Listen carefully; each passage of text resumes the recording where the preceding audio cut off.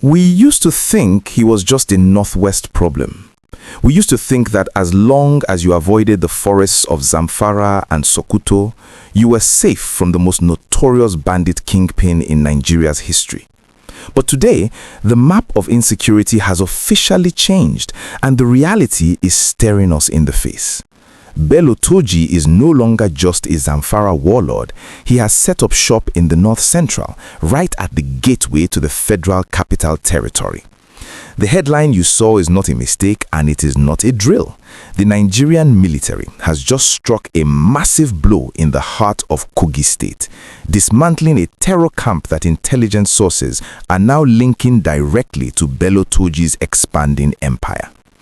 Today, Tuesday, February 10th, 2026, we are breaking down the exclusive details of a high-risk military operation that took place in the dense Adonkolo and Kakanda Forests just outside the Lokoja axis. For months, there have been whispers, rumors that the bandits were migrating, that they were running from the airstrikes in the northwest and looking for new safe havens. The people of Kogi saw the signs. They saw the strange faces on motorcycles. They heard the gunshots in the night. But today, the 12th Brigade of the Nigerian Army has confirmed our worst fears and our greatest hopes all at once. They found the base, they attacked it, they rescued 14 innocent Nigerians who were rotting in captivity. But the big fish, the man whose name strikes fear into millions, managed to slip through the net just minutes before the soldiers arrived. We need to look closely at how this operation went down, because it wasn't just a random patrol. This was a targeted, intelligence-driven strike. According to credible military sources, troops of the 12th Brigade received precise information about a fortified camp deep in the forest. This camp was under the command of a bandit leader named Batijjo, whose security experts have identified as a key lieutenant and forward operator for Bello Turji. The plan was to decapitate the leadership and free the hostages. When the troops stormed the enclave, a fierce firefight erupted. The bandits, armed with sophisticated weapons, tried to hold their ground, but the superior firepower of the Nigerian army overwhelmed them. The soldiers overran the camp, they destroyed the logistics, they recovered weapons, ammunition, and very interestingly, military and police camouflage uniforms. But here's the detail that has everyone talking. Amongst the recovered items was a foreign passport. Who does this passport belong to? Does it belong to Turji? Does it prove that these bandits have international backing or are planning to flee the country?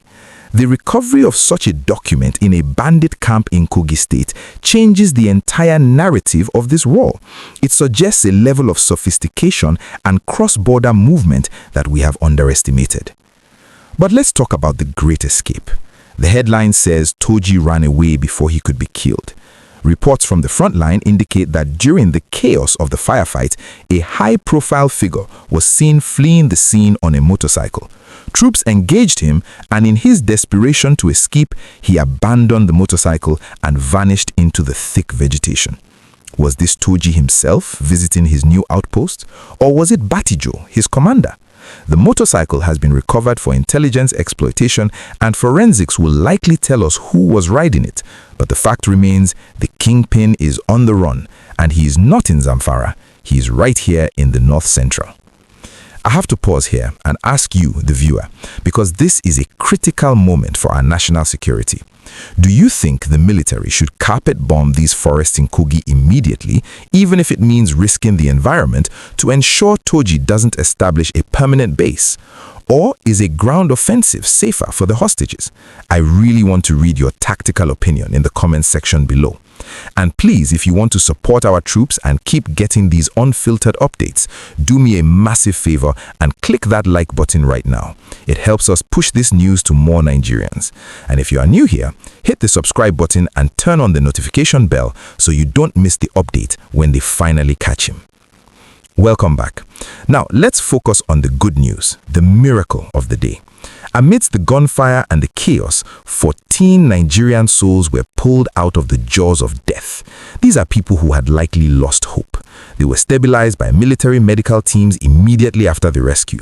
But one specific victim stands out.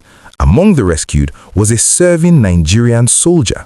This soldier had been abducted while traveling from Abeokuta to Zaria.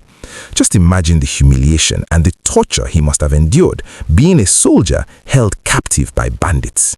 His rescue is a massive morale booster for the military. It sends a message that we leave no man behind. The rescue operation didn't stop at the camp. In a follow-up ambush at Tajimi, the troops continued to press the attack. They also responded to a distress call along the Okene-Onyukoko road, rescuing another 7 escapees. This tells us that the entire Kogi axis is currently a hot zone. The bandits are active, but the military is waking up. The strategic implication of this raid cannot be ignored. Kogi State is the connector. It borders 10 other states.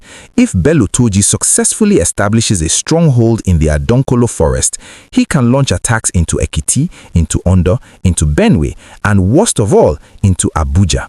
The federal capital is less than 3 hours away. This is why the escape of the bandit leader is so worrying. As long as he is free, he can regroup, he can recruit, he can retaliate. We must commend the 12th Brigade for this success.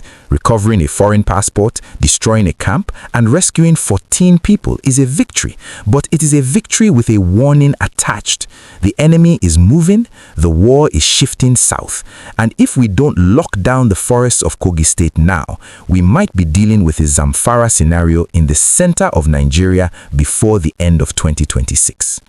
As we wait for the military to decode the secrets in that foreign passport and track down the owner of the abandoned motorcycle, we must stay vigilant.